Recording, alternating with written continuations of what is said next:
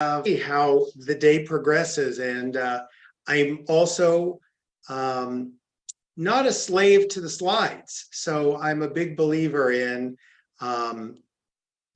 going with what comes up. So just know many times things might come up that you're like, oh, I didn't know that was coming. And I always like to add a few things here and there. All right, let me pull my slides up and we're going to begin. And I'll talk you through some of this here. All right, going to share screen. And I don't want to take you to my email. They're challenging for me. I don't want to do that to you. All right, here we go. And let me just do from the beginning. And there you should see. All right. So today, obviously, we're talking about finding meaning. A little bit about my background. My first book, which is almost 30 years ago, I can't believe, is The Needs of the Dying. It is about end of life, palliative care, and I'm so grateful. We're going to talk today a bit about how death and grief interact and how they really, the death shapes the grief. That'll be something we'll talk about. I was privileged to write 2 books with Elizabeth Kubler-Ross. I just did a video, I just did an audio for a book I did years ago, Visions, Trips, and Crowded Rooms. You Can Heal Your Heart. I'll show them to you in a moment. As was mentioned, board certified in healthcare management. I also work with the LAPD as a specialist reserve officer for decades now, and have worked and volunteered on the Red Cross's aviation disaster team and mental health team.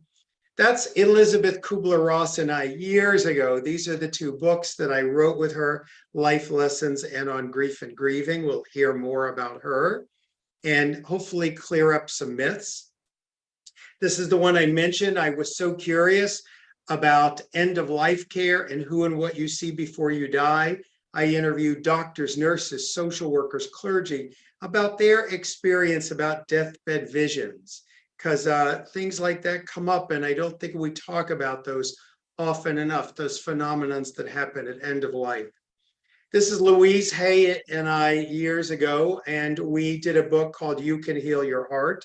And I love this book that it covers divorce and breakup, and we'll talk about all that too today, and pet loss and so many other kinds of losses, betrayal that happen in our life. And I'm at grief.com. That's where you can always find me, is many resources there, free resources, really helpful things. And I'm just going to walk you through some of these resources so that you know about them, and we'll get them out of the way and we can get to the content. On grief.com, this is the resource page. Oh my gosh, so many things there. If you've got a client who's had a loved one murdered, a loss of a child, loss of a parent, just wants to know about grief, best and worst things to say, so many videos there and resources. That's on the resource page of grief.com. The other thing is I have online groups that many of your clients are in, and I always appreciate your recommendation, called Tender Hearts. It's an online support group, and one of the shocking things about it is it's sort of my home base, and I go live there 4 times a week for clients. And we have one-on-one sessions where I work with people called Heart to Hearts on Wednesday and Thursdays, and everyone else watches, because I feel like we find ourselves in each other's stories, and we also find our healing in each other's stories. So I'm a big believer in groups, whether it's my Tender Hearts groups or any groups. I love group work. And then on Friday, we do what we call a Friday Focus, and we take a topic about grief, anything from guilt and anger or regrets, just a million topics that we do. And then on Monday, the shocking thing we do is we have 25 online groups running simultaneously.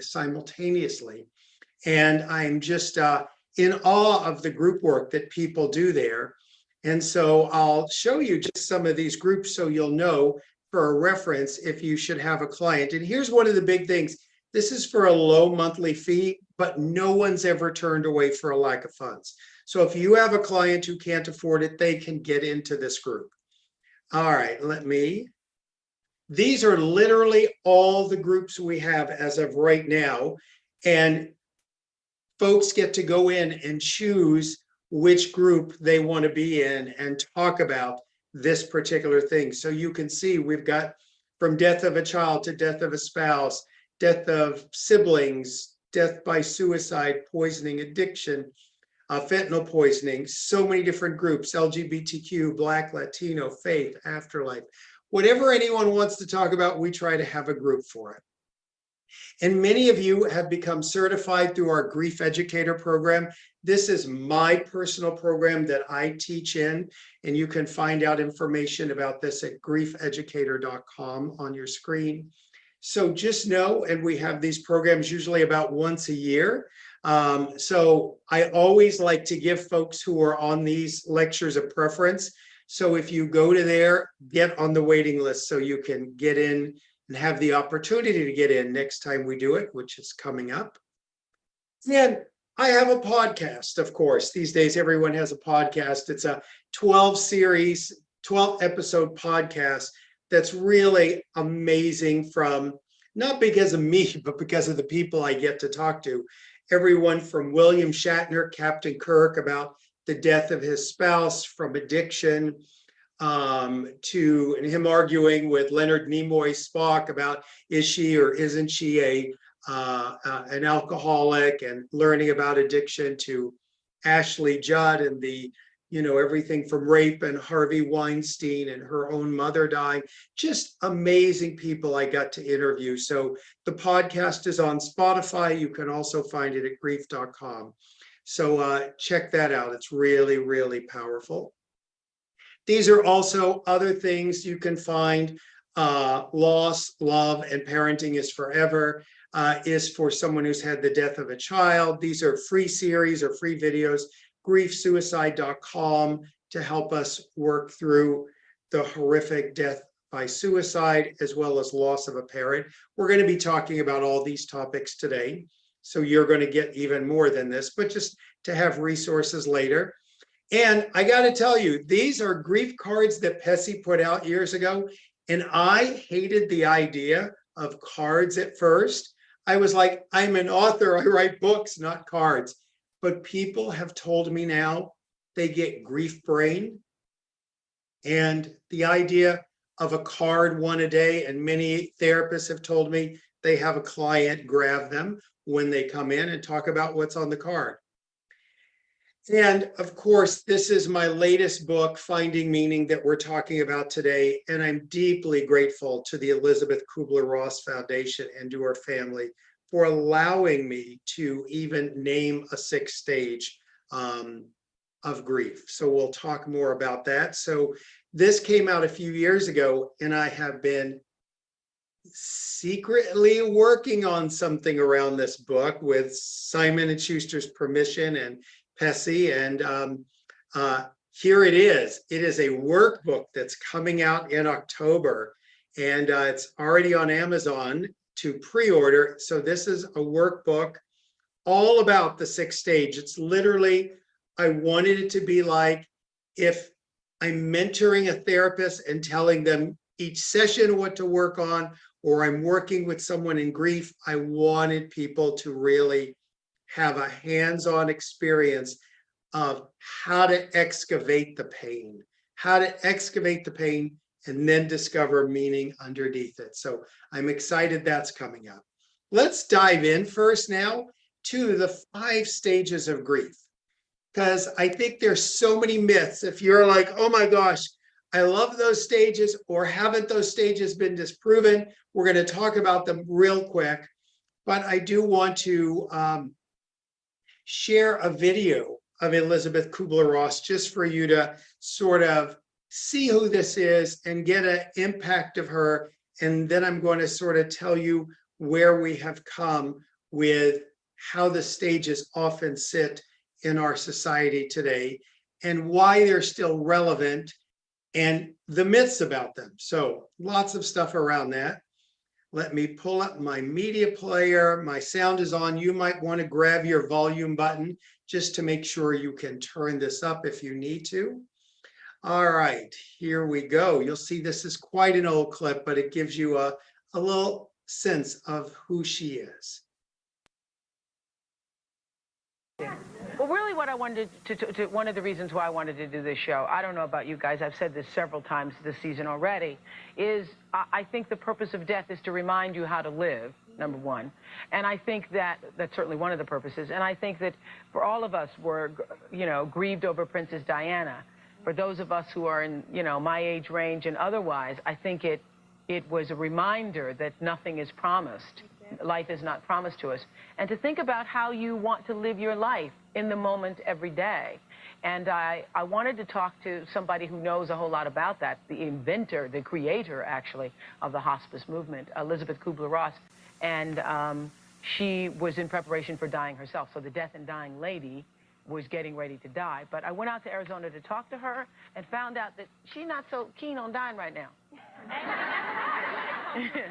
She's not so keen on dying right now. I walked in expecting to find her, like, dying. And she said, well, she's kind of iffy about it right now. Take a look.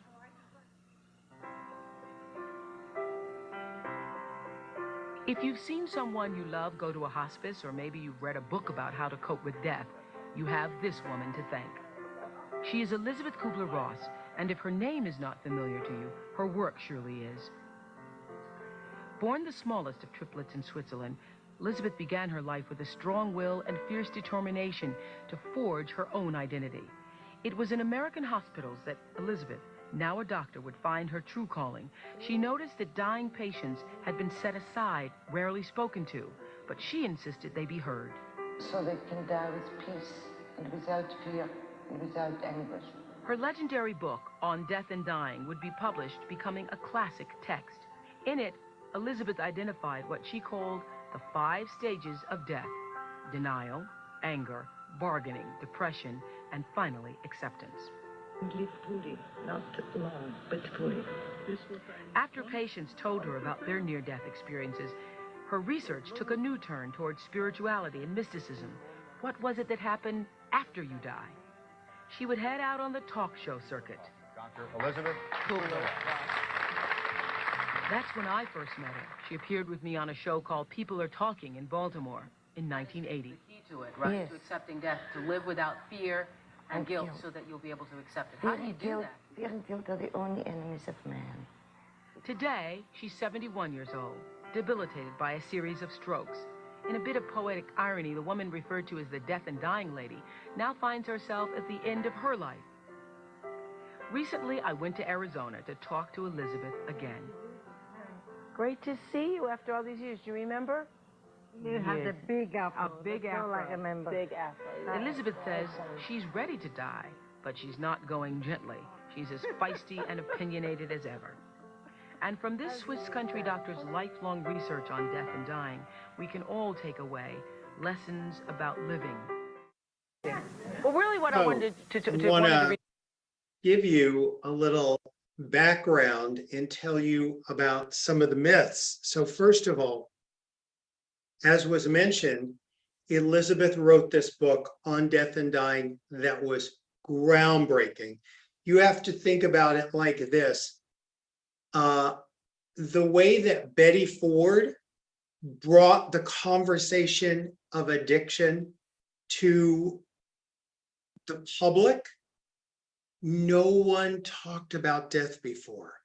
It's shocking for us to think that death wasn't talked about. And one of the people that I had a privilege of working with, who also changed things that people often don't think about, is Michael Landon, who worked on Little House of the Prairie, the actor. He was the first person to go on Johnny Carson and actually say he had cancer. I mean, it's hard for us to realize now that 30 years ago, if you had cancer, it was like a secret. It wasn't like today where you hear celebrities and everyone's dealing with cancer in their family. It was a different world. There was actually stigma and shame to something like cancer. And we'll talk about how that'll hopefully shift to illnesses of our mind these days. But Kubler-Ross began this amazing conversation, was on, the cover of Life magazine, and, had a TV special after the Ed Sullivan Show. It was really remarkable, the conversation she had. When I was writing my first book, The Needs of the Dying, I was so honored to get to know her, and she had just had her stroke. And she was just this amazing person to get to meet. And a few things that, just to give you the background that you might hear, is there was one time, and Elizabeth was someone who really believed in teaching all the time. And she had been hospitalized at one point and had come home from the hospital, and I happened to be there visiting. And there was also a reporter there visiting. And so a home health professional had come, and Elizabeth was not someone who bragged about who she was, or you walked in the door and you made sure that, she didn't make sure everyone knew who she was and what she did. And so here she is with this home health person there explaining about the IVs, and, she's going to be on IV hydration at home for a couple of days after this hospitalization. And the nurse at the time says to her, do you have an advance directive? And Kubler-Ross said, yes, of course. And Elizabeth said, would you like to see it? Do you want to know where it is? And the nurse unfortunately said, no, I just have to check a box that you have it. And Elizabeth turned to me and the reporter and said, my work has meant nothing. It was an off-the-cuff remark, and it had gotten, then there was an article about her coming home. It got in the press, and of course the line that went out was, my work meant nothing. And everyone went, oh, Kubler-Ross has denounced her work. No, she had a moment of frustration that she was like, we can't forget the content of looking at the advance directive, not just saying you have one. So that's an interesting moment in her life that became, people will often go, oh, she denounced it. So we went on to write this book that I love now, Life Lessons, that's really just a great self-help book. And we would always have this ongoing discussion about Elizabeth. People are misusing your stages of death. People don't seem to quite understand them. They're making their linear, and they're making them follow like 5 easy steps to death. And Elizabeth would get so annoyed about the stages, because I want you to think about this. Here's this pioneering woman, pioneering physician, who wrote 26 books, changed the face of death and dying and grief and loss, lobbied and sat with Congress to get hospice to be a real benefit and real profession, and palliative care, had done all this, and people wanted to reduce her to these 5 words. And it would drive her nuts. And so that was always such a challenge for her. But I kept talking about these stages are getting misused, and, people are adapting them for grief and all of that. So years later, I got a call out of the blue, and she goes, all right, the stages, like, they're driving me crazy. Let's formally adapt them for grief. And so we together worked on a book adapting her stages of dying for stages of grief. Now, one of the big criticisms you'll hear is, oh, those stages were never adapted. Those were never adapted. And I'm always like, yes, they were. And we did the adapting ourselves. So the stages were certainly adapted for grief in our book on grief and grieving. So that's one of the myths. The other thing, and let me grab it here, this is up and the books went down. And Mother Teresa went down. Let me fix all this. And the other thing I want to share real quick. See, this is definitely live. People are like, is it live? And I'm like, believe me, if it was pre-recorded, that wouldn't have happened. We would do a retake. But anyway, this is the book. And here's what I would just want to tell you.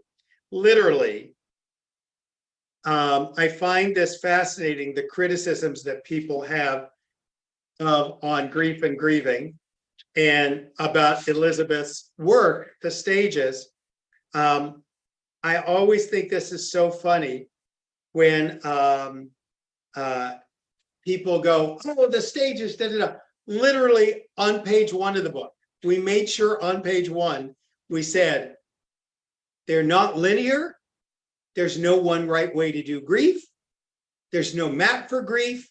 Everyone does grief their own way. And it's fascinating to me over these last 20 years since On Grief and Grieving came out to hear those things. And I'll say to people, did you read the book? No. Did you read page 1? Because I'll say page 1 literally agrees with you completely. They're not linear. There's a million stages.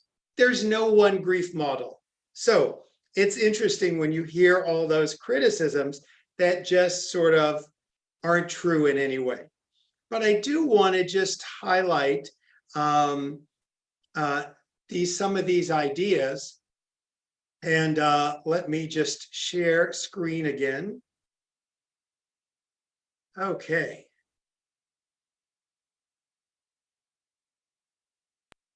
Here we go here. All right. Oh, and it took me back to the beginning. Well, a quick review. There we go. All right.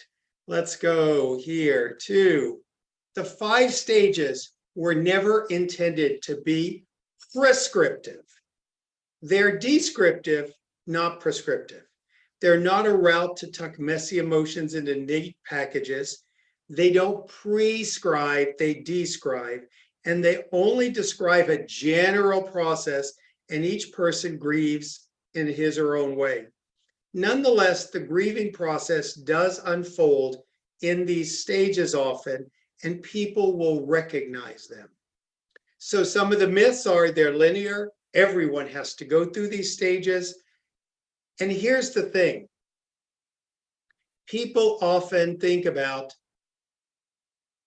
we follow the stages. No, the stages actually reflect where we are. And if you read Kubler-Ross's early works, you'll see like there's many stages. I think there was even 6, 7 at one point, and she talks about a lot of different stages and how they also work for grief. But here's the amazing thing about her work, and I think why she doesn't sort of often get her due. Elizabeth didn't invent something. She literally observed something that no one else had seen. I think of her as someone who went, I'm noticing the sun rises in the east and sets in the west. I'm noticing that people who are dying or their loved ones have died or they're going through changes in their life, I'm noticing they often start with, I can't believe it. I can't believe this is happening. It's like they have a form of denial. They often get angry. They often bargain. Bargaining before death looks like deal making. After it looks like the what ifs. They get sad. They ultimately find different layers of acceptance. And even to this day, on my Instagram and Facebook, and now shockingly TikTok, literally sometimes someone will make a comment. You and Elizabeth Kubler-Ross are just trying to get us to follow your grief rules and make us do it your way. And it's not neat like that. And I think, oh my gosh. First of all, neat was a word Elizabeth Kubler-Ross never embodied. No one would have ever called her neat. She was definitely a messy, out-of-the-box person. Color out-of-the-box person. And she wasn't a rule follower. She loved being a rule breaker. And here's one of the shocking pieces. Stanford University is now housing all her original research. And when they took over all her papers and research, there was an event that we were all there at Stanford for. And here's what was fascinating about it. They showed an early clip of Elizabeth that I had never seen. And I think about this clip when people go, oh, you've got to like follow her rules. Here's what happened in the clip. In the clip, Elizabeth is on an early TV show, like in the 60s. Early TV show. And there's the host who comes on with a mic and he says, today we're going to be talking with Dr. Elizabeth Kubler-Ross, and it's a subject you might want to turn the channel, but I'm just that urge to turn the channel. Well, I'm going to let our guest talk about that. And Dr. Elizabeth Kubler-Ross, and Elizabeth comes on, and the first thing the host says to her, Elizabeth, some people may want to turn the channel and they may not want to hear about death and grief. What would you say to those people? And Elizabeth in her mic says, oh, if you're not comfortable yet, it's okay. We'll see you another time. Bye-bye. Hope you enjoy the other channel. And the host went nuts. And that's who Elizabeth was. She wasn't someone like, learn this now. Do it my way. She was like, if you're not ready, come back another time. Hope you enjoy the other channel. So it was fascinating to see that idea of her work and how she certainly wasn't someone who felt like, wow, we've got to do this. The other thing is acceptance took on a finality that we never intended it to have. Whether it was originally or us adapting the stages for grief, acceptance wasn't the end of grief. When people say to me, how long is my spouse going to be in grief over the death of a child? How long is my, sister going to miss mom? How long is this grief going to go on? My answer is always, well, how long is the person going to be dead? How long are they going to be dead? Because if they're going to be dead a long time, we're going to grieve a long time. Now, that doesn't mean we will always grieve with pain. Ideally, one of the goals for me is to eventually grieve with more love than pain. And, as much as I talked initially about some of my work and books and all that, I also just want to tell you for a moment sort of why, no one wakes up and goes, oh, I'm in the 3rd grade. I want to be a death and grief expert when I grow up. How does that happen? I had a mother who was in and out of the hospital for years. And I just thought mothers go into the hospital every once in a while. And then when I was 13, she had to go into this hospital hours away for a new procedure that people would vote on, the early bioethicist of whether you could get this treatment. And the treatment she needed was dialysis. But it was just at a few hospitals in the country, and not everyone got it. And my mother, they voted she could have one dialysis treatment, which we know now would clearly not be enough. So we're in this hospital hours away, and one of the first nurses asked me, how old are you? And I had heard people say, oh, when you're getting close to 18, lie so you can have beer. That was the drinking age then. But no one ever told me, oh, you should lie at a hospital. And they said, how old are you? And I went 13, not realizing the age to visit was 14. So here we were at this hospital, and I had to spend my time in the lobby and wasn't able to visit my mother. There were a couple of really amazing nurses who once in a while would allow me to sneak in and see her. But back then, the family was really thought to be a interruption of the healing process. And in the ICU, it was 5 minutes every 2 hours you could visit. So one day we're at the hospital across the street. One day when we're at the hospital across the street, people start yelling fire. Everyone rushes out and evacuates, and we're standing in front waiting for the all clear. And then we look up, and on the 18th floor, flames burst out. And when the flames came out, fire trucks pulled up, they extended their ladders, and shooting began. And they realized this was not just a fire. We had an active shooter on our hands. And for me, you can imagine I had been bored in a hospital lobby and a hotel lobby. This was like the first sort of action I had seen as a kid. It was the first thing that was sort of interesting finally that was going on. I didn't realize the reality of what it was until police were killed, hotel guests were killed, chief of police was killed. And it really instilled in me at an early age how, good people can choose to be police officers and every day take their lives into their own hands.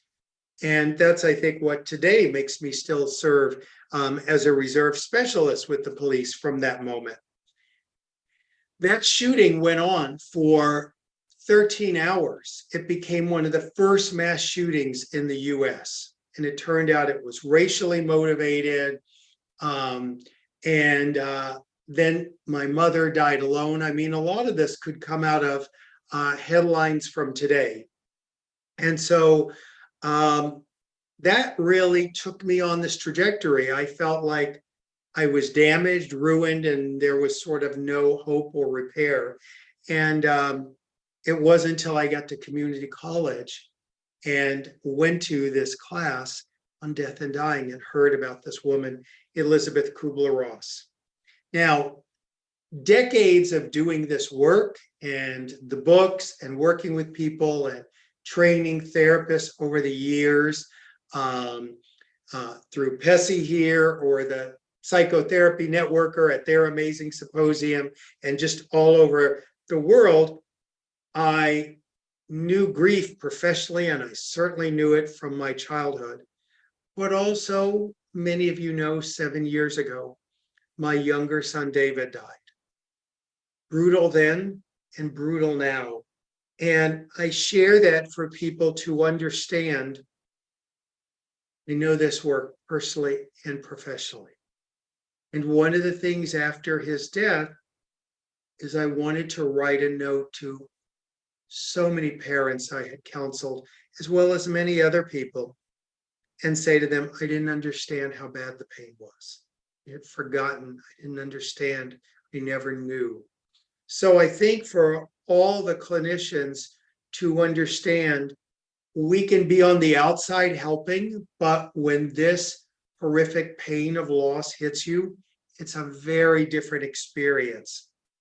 And I think one of the things we're seeing in lots of research and studies is this idea that grief has a very long shadow.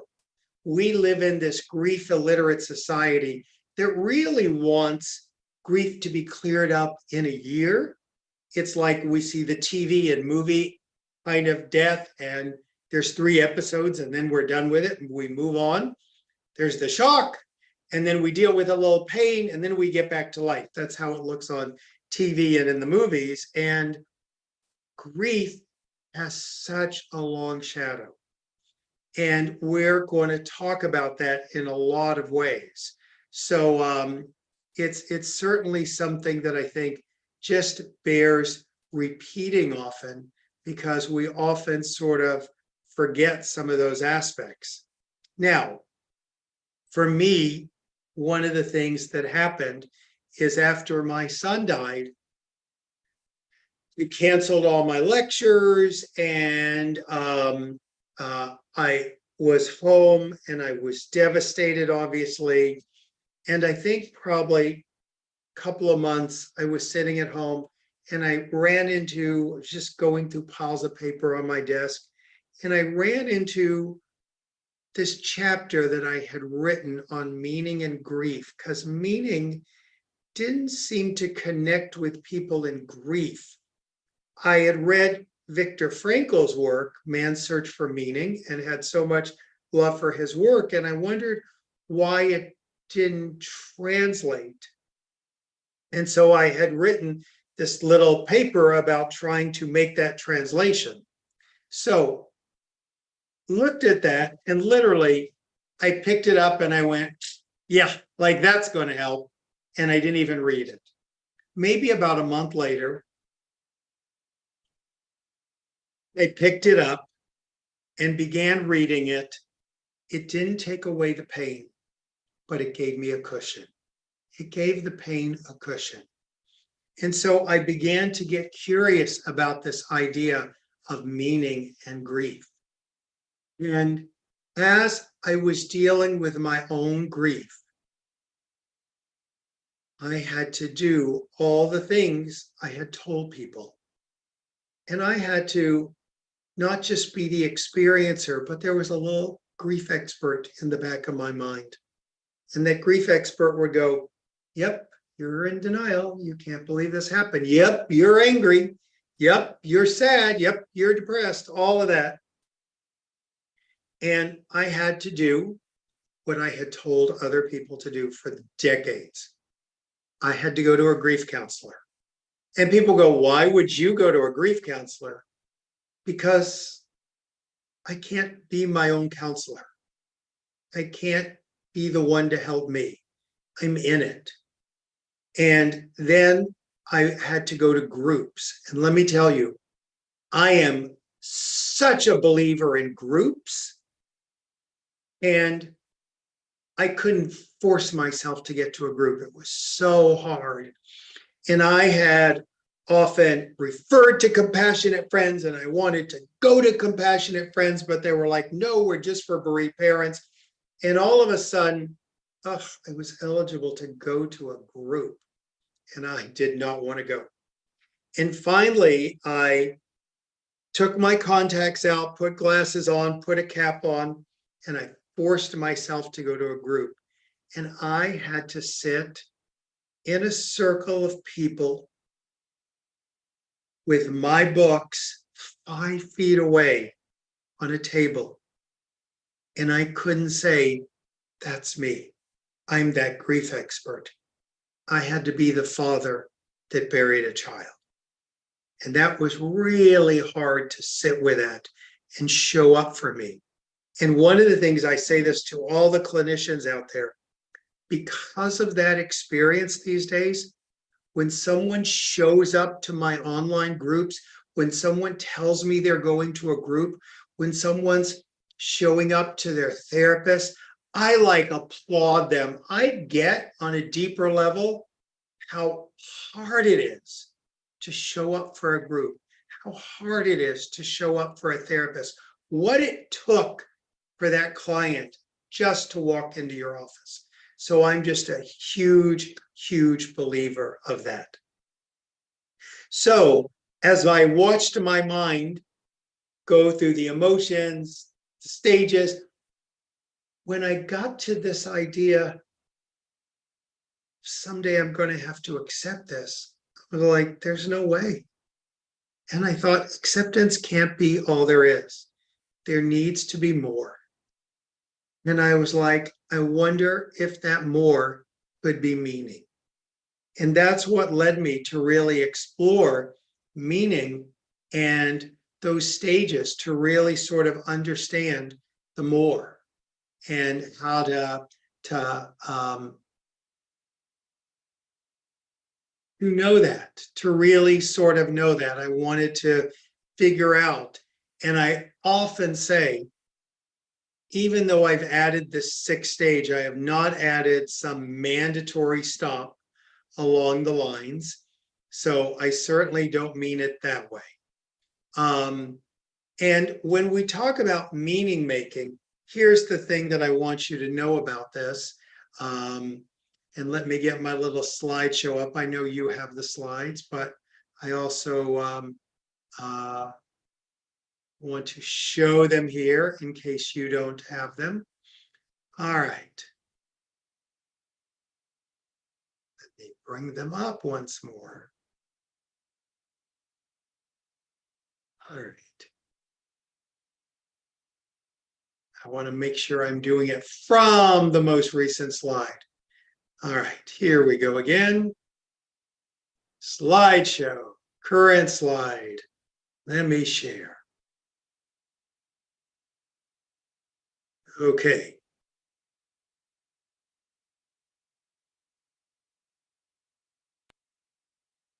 So when we're talking about making meaning, we are talking about post-traumatic growth. And that can do changes in our identity. That can be changes in our relationship with others. It can change our outlook on life. We cannot just go through what we're experiencing, but actually grow through it. And what does meaning look like? It can be a lot of things. It can be finding gratitude for the time you had with a loved one, finding a way to commemorate their life, the loss. Maybe it's realizing the brevity and the value of life and making that a springboard to some kind of major shift. Maybe it's feeling changed by knowing them in life, feeling changed by their death, creating something of meaning for others. When we talk about this, I often give people these guidelines. It's important to, if there's anything for you to understand. And after we talk about meaning, we're going to dive into how to excavate the pain to find the meaning. To understand, meaning is relative and personal. 2, meaning takes time. We may not find it until years after the loss. Meaning doesn't equal understanding. You know, we'll never understand why a loved one has died. And even through meaning, when we can find meaning, it is still not worth the cost. And this is, I think, the biggest one to understand. Meaning does not negate loss. Your loss is not a test, a lesson, something to handle, a gift or a blessing. Loss is what happens in life. And only you can find your own meaning, and meaningful connections can replace painful memories. So I think that's so important to understand that. And like I said, the rest of the day, we're going to talk about tools and techniques to excavate the pain. If I had one thing to do over around the book, people look at finding meaning and go, oh, I'm not there yet. Finding meaning is the process of excavating the pain. It is revealed underneath. So when I just talked about those guidelines that are in finding meaning, I think about maybe the woman who started MAD, Mothers Against Drunk Driving. She started that organization after her daughter died. She will never understand why her daughter had to die. And she may know she has saved thousands, if not millions of lives with that organization. And she still would rather have her daughter back. It will never be worth the cost. So, you know, and we don't want to like bright side anyone with toxic positivity and like, let's get you to the meaning. Absolutely not. Meaning gets revealed as we work through the pain. It's not anything we can just go and find. So keep that in mind. It's so important to not rush anyone or ever make meaning the goal, right? That's definitely not the goal. And here's the other thing. Most of us, we think about the large scale meaning. We think about, oh, Are you going to start a foundation? Are you going to get a 5K run named after your loved one? Are you going to do a charity? What are you going to do for meaning? Here's the thing. Meaning is not found on the grand scales. That's the ones we hear about, but meaning is found in the moments. I'll give you a small example of that.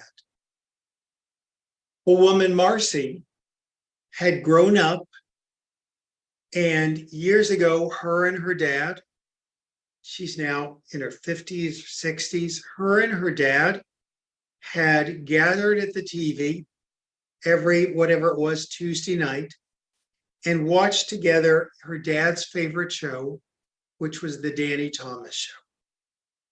And Danny Thomas's daughter went on to become Marlo Thomas, and they run St. Jude's, really an amazing, amazing organization. And she had these fond memories of her father, who was now long deceased. She goes to the post office one day to buy stamps. And she goes to buy stamps, and she's just trying to get in and out. And the post office worker goes, do you want flag? And puts the book out and do you want flags? Do you want flowers? And she's like, oh my gosh, thinking, I just need some forever stamps. Let me get them and go. And she just is flipping as a courtesy, since the postal worker gave her all these options and put the book there. She's like, I'll just pretend like I'm choosing one. And then all of a sudden she sees a Danny Thomas stamp. And she suddenly gets whisked back to her childhood. And she buys those stamps. Now, she didn't take them home and frame them or do anything special with them. She used them as stamps. And now when she's just mailing a letter or a bill or something, she grabs one of those stamps, she finds this sweet meaning that comes to her. And so I want you to think about meaning is found in the moments. Meaning is found in the moments, not in the grand gestures. So really think that through. Meaning is found in the moments, not in the grand gestures, because we often want to think of it that way. And so as we look at this idea of how does it play out in our life, one of the things is sometimes when people tell me, and you just have to look on my Facebook in the comments, people will write, I can never find meaning. I will never find meaning. And they're like directing their future. There can be no meaning found. Early on, of course, we don't think about meaning. But in time, as we move into the years of grief, people can have a hard time grieving if they've pre-decided there's nothing meaningful that can be. Now, I think one of the biggest myths people have about meaning is that the meaning is in the death. And that's so not true. There's no meaning in your loved one's death. There's no meaning in a horrible cancer. There's no meaning in a death by COVID. There's no meaning in a murder. There's no meaning in a parent's or siblings or child's death or spouse's death. There's no meaning there. Meaning is in us. It's what we do afterward. It's what we do afterwards. And the challenge is if we remain stuck or stagnant in one place, and we're going to talk a lot about this today, we can become dedicated to the loss and make the loss the focus of our life to the point where we lose all sense of purpose and direction. So when I think about this idea of what's the goal of grief work, I think about the goal of grief work in this way. We knew how to love them when they were here. We knew how to love them when they were here. We have to figure out who we are now without them. So the first goal is to figure out who we are now without them. And the second goal that people find a little unusual is we have to establish a new relationship with them. We knew how to love them when they were here, but we have to learn how to love them in their absence. And boy, that's a huge challenge. So when we think about this idea of loving them in their absence, I think about time. There's no timeline in grief. I know you know that. There's no timeline in grief. But I want to talk about some markers just for us to sort of understand where people might be on their particular journey. So here's how I see it. There's what Elizabeth and I, in on Grief and Grieving back in 2000, called anticipatory grief. Anticipatory grief is the grief that happens before the death. Even in Elizabeth's first work, she used to call it preparatory grief. We're preparing for the death. Preparatory grief, anticipatory grief, that's the place where people often may be when the loved one is still alive. Whenever people come to me and say, how do I handle my loved one's illness if they're dying? I always say, you have to allow yourself the anticipatory grief and don't attend the funeral early. Don't attend the funeral early. There's still life. There's still the person there with you. So you want to make sure you are still present for that. So there's this, what we call anticipatory grief. Then the death happens. When the death happens, we then go into what I call acute grief. Acute grief is just happened. There's nothing but pain. There's nothing but grief. You're in this horrendous fog. You're trying to figure out how to do life still. And it's just horrendous, overwhelming, ever present. That acute grief can last, and it's such a range for people. It can be anywhere from a week to 9 months to 10 months. Now, I don't ever know when acute grief is, except it's there in the beginning, but I can tell you how to sort of notice when folks are beginning to come out of that acute part of grief. They begin to say things like, oh, I'm just beginning to catch my breath. Oh, just beginning to feel my feet on the ground again. There is a sense of holding back that you're at least not in a free fall. You're at least not in a free fall, and that holding back sort of like, okay, I can find some agency a little in my life, just a little agency. Now, what we go to next is what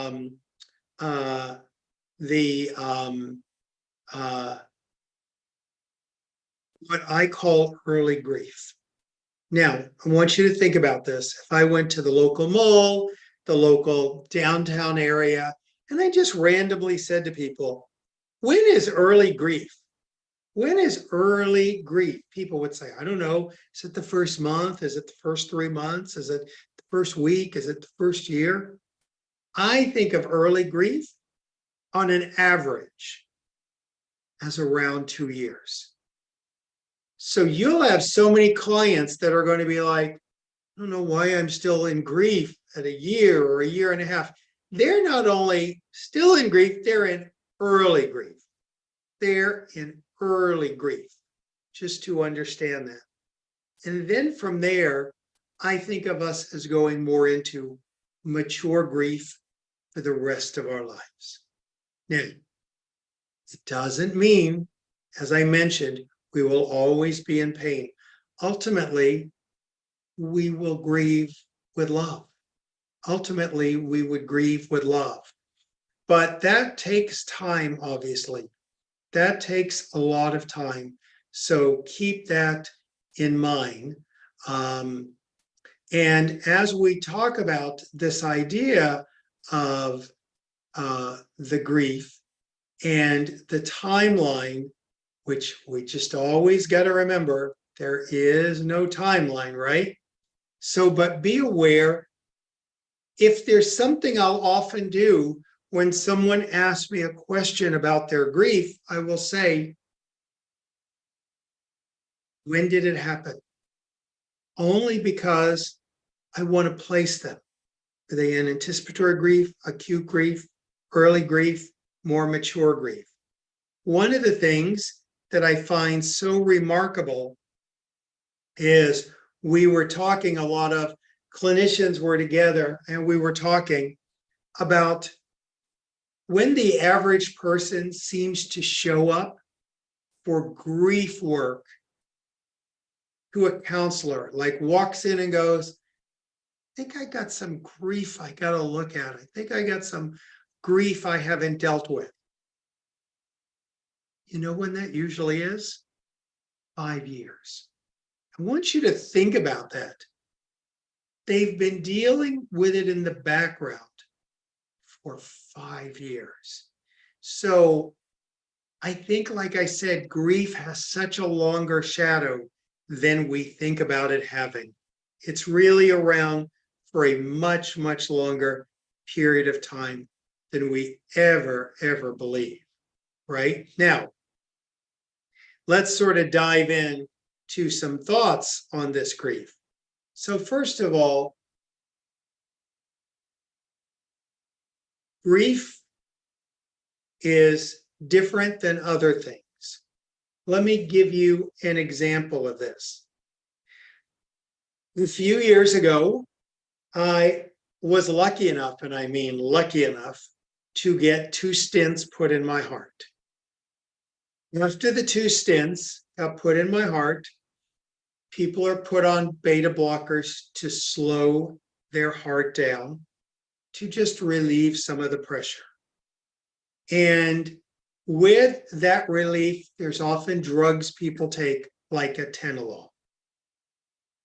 Here's the thing about atenolol, and there's many other drugs that they use. But no matter which of us took a drug like atenolol, a beta blocker, it's going to slow our heart down. It's going to, take it down 5 beats a minute. It will take sort of the pressure off the heart. And atenolol works on everyone. It sort of doesn't matter who you are. It doesn't take into account your belief about it, whether you think it's going to work or not work. Atenolol just works. It lowers your heart rate. On the other hand, grief is not like that. Grief takes your assumptions and beliefs into account. We all don't grieve exactly alike. Our assumptions go into grief. Do you believe grief is for weakness, a sign of weakness? Do you believe crying needs to get shut down? Do you believe you need to be strong? It's fascinating to me to think about all these griefs that there are. And when we talk about these griefs, I think about how were someone raised. It's interesting to really talk to the person about what's their loss history. How did they learn about grief? How did their family grieve? I'll tell you, for me, how I learned about grief, 2 things. I remember my mother answering the phone when I was young, on the phone bursting into tears. You heard my father yell, "What?" And my mother falling to the floor with the phone in her hand, saying my mother died. My father hung up the phone, lifted my mother up, took her to the bedroom, never mentioned again. That's my first experience with grief. My second experience with grief was Gilligan's Island. Mr. Howell had disappeared. They assumed he had died, and they had a funeral on Gilligan's Island. I saw what a funeral looks like. I was taught about a funeral from Gilligan's Island. That was my lost history before. That was my history with grief. Now, here's the thing. I have my grief history. Any spouse or partner I'm with is going to have a different grief history. So our history is shaped by how did our family do grief? Was it a long grieving period? Was it a period of denial? Was it grief about being productive? Was grief about you go to the funeral and then you're done? How did our family handle grief? And then we usually have our religion. How did our religion handle grief? Were we supposed to be happy? They're in heaven now.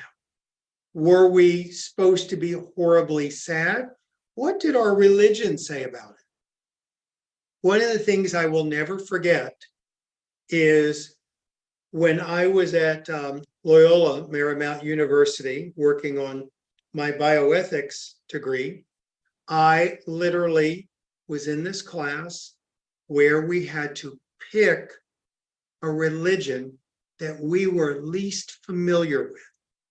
So we had to pick a religion, unlike ours, unlike one we knew about, and we had to study its beliefs on illness, death, and grief. We would study them, we would present them in a paper from the written scripture, from what was there, we'd present it in the first quarter.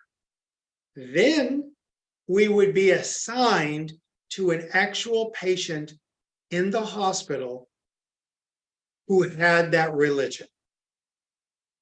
And we would follow them. At the end of the semester, we'd all do our presentation, and across the board, we all said the same thing to the professor. And he told us, he hears this every semester. We said, my patient didn't follow their religion exactly as they were supposed to. And he talked about how really to think about that, our beliefs, there's not even one Catholicism.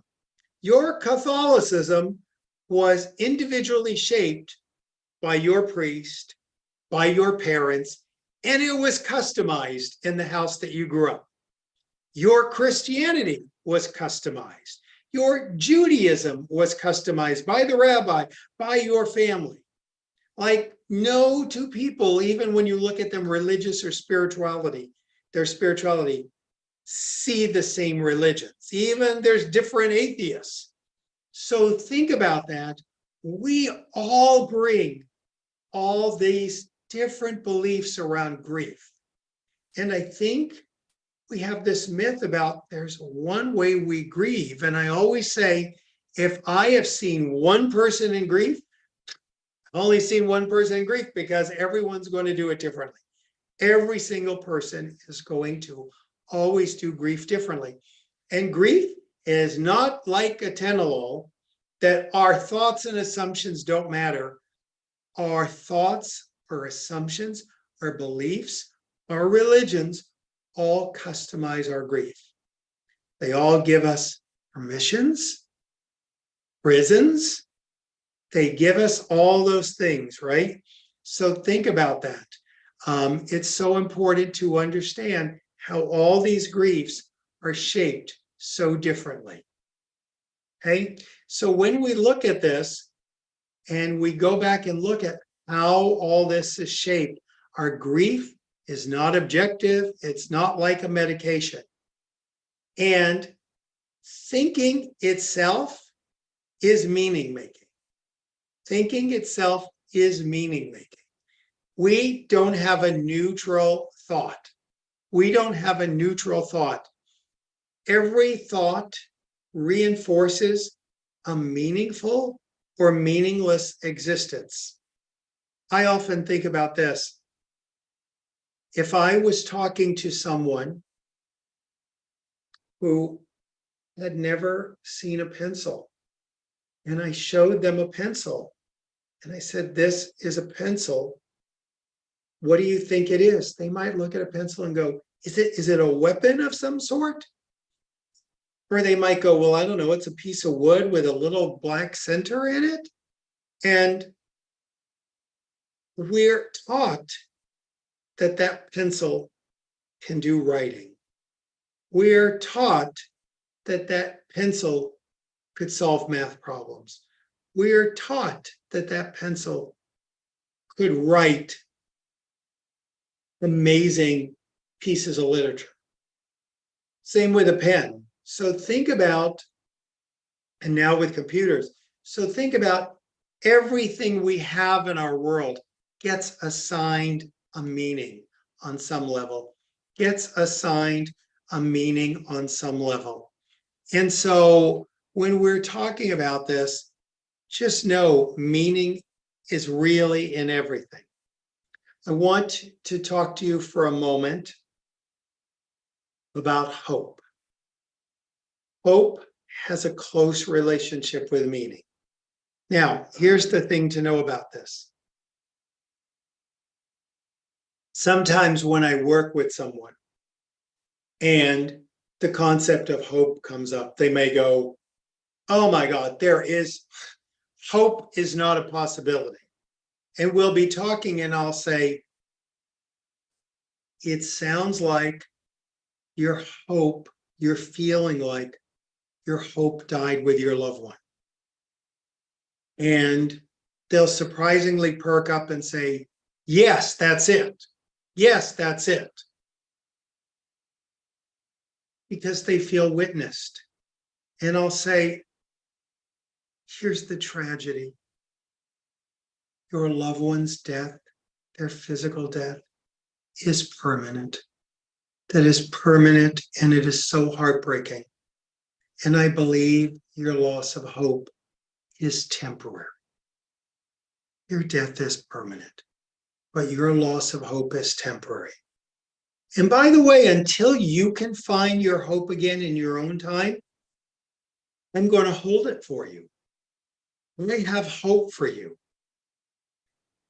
I don't want to invalidate where they are, but I want to hold hope out here that it still exists, because I don't want to give death any more power than it already has. You know, death has the power to end a life, but not our relationship and not our love. And I think it's confusing to people. People think about this concept that when my loved one died, and then I'm going to talk about non-death grief real quickly here for a moment. But people think about, oh my gosh, you know, I can't love them anymore. They died. I don't believe that for a moment. We're going to talk a little bit more today about continuing bonds. But I got to tell you, when my younger son died, I haven't stopped loving him.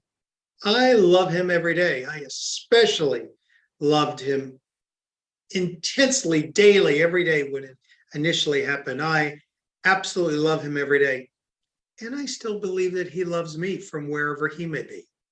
So I'm not a believer that love dies and to not give death more power than it has.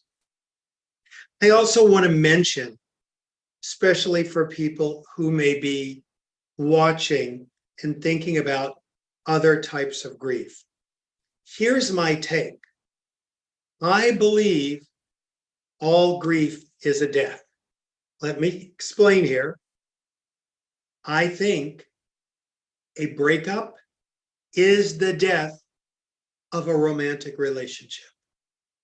I believe a divorce is a death of a marriage. I believe a job loss is the death of that paycheck with those people in that place. So keep that in mind. It's always a death of something.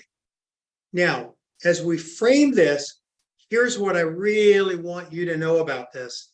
And it was like the best symbolism of this I saw. So I want you to imagine during the pandemic, like week 3, week 2, maybe. We're in our homes, stay in, we don't know what's going on. A friend of mine comes over, we meet middle of the street, best friend for years, meet middle of the street, walking probably 8 feet apart. We're walking outside, trying not to get this mysterious new thing that there is in the world in this pandemic. As we're walking and just trying to have a little socialization, a young girl comes up, stands 6 feet from me in tears. She says, David, I'm a neighbor. I've met you a couple of times. My wedding just got postponed, and she's in tears. And she's just like, I hear you know about grief. I don't know how I'm going to live through this. This is horrible. And I talked to her about her grief of her wedding being postponed. We talked for a while. After we chat, she thanks me, goes back to her house.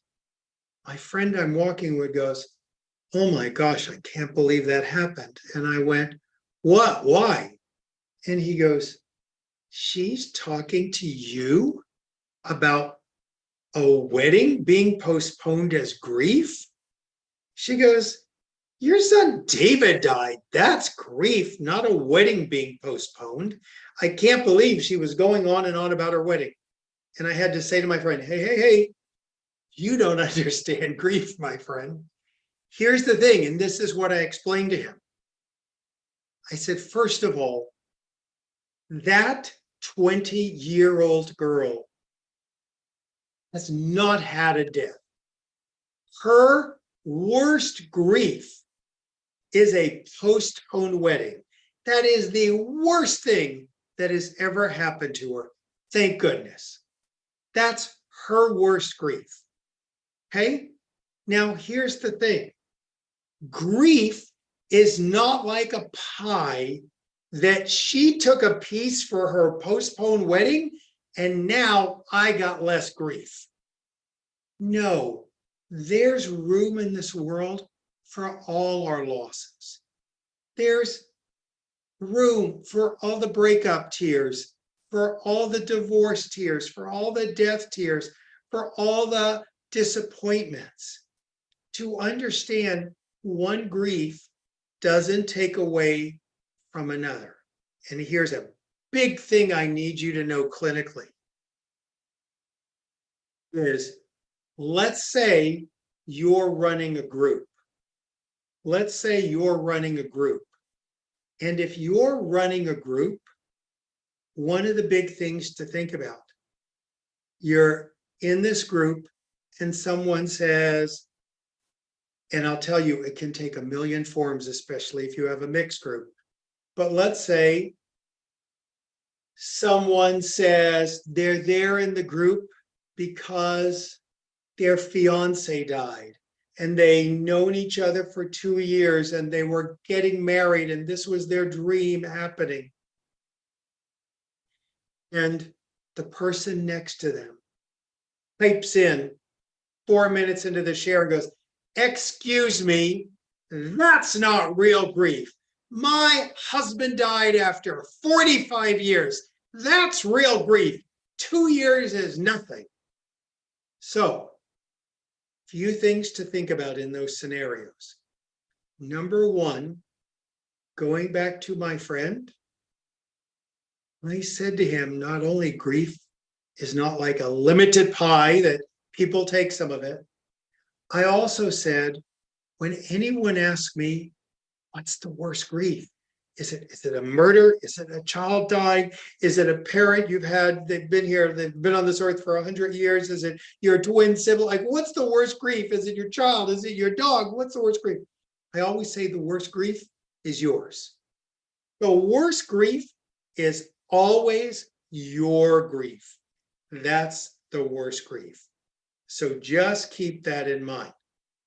Now, I also talk about when we're comparing griefs, we are, and this is true for trauma and everything, when we are comparing grief, we are not in our heart, we are in our mind. And we don't have a broken mind, we have a broken heart. So we have to keep that in mind. Now, going back to that group scenario, you might think when the woman says, that's not grief, da da da. Of course, you can say to her, we're not comparing griefs here. Everyone's grief is valid. Everyone gets to have their own grief. But clinically, I want you to be aware of this. The woman who's going, my husband's been gone 50 years. How dare you go on and on about your fiance? Is saying to you, my grief has not been seen enough. My grief has not been witnessed enough. And I'm afraid she's taking some of the grief that I need, witnessing that I need, and using it on her fiance. So as much as in a group setting, you may want to go, oh, let's go over the rules that we don't judge each other's grief. You also got to recognize, and I know a lot of you here are moderators from my own grief groups, and they see this all the time. You have to understand that they're telling you their grief has not been witnessed enough. Their grief has not been seen enough. And that is so, so important to understand that. One of the other things that I think, and this has been a meme of mine that's like happened, or a graphic, is we believe our work is to make our grief smaller. Your grief doesn't get smaller. We have to become bigger. We have to grow around the grief. If I was to describe how I would describe my grief to people, what I went through, when my son died, my grief was like here. I literally couldn't see what was in front of me. Like everything was my grief. In time, my grief would sort of move down here, and I could begin to just even see the world again. And then my grief would move here, and then it eventually moves here, and it will reside right here for the rest of my life. And like I said, there'll be times, I might bump into it, something may touch it, and it takes me right back. But this idea that we're going to make this grief tiny, no, it's always going to be there. It's always going to be there. The other thing to give you context, and then this afternoon, and we're going into really practical tools and techniques to use with your clients, I want to really think about this idea of how we hold grief. And in the last book, Finding Meaning, I did something I never thought I'd do as a grief specialist. I studied buffaloes. And here's what we know about buffaloes. Buffaloes sense a storm coming, and they run into the storm, thereby minimizing the time they're in pain. I want you to think about it. We are often not like buffaloes. We touch upon our grief, and many of us, many of our clients, put the grief right behind them, and it follows them for the rest of their lives. And they make decisions from it, and they live from it. So part of the work is for us to interact and engage with the grief rather than keeping it behind us in the background, where it's just this gentle river that sort of is this river of misery that sort of we deal with all the time. is sort of walk with clients and help them feel safe in engaging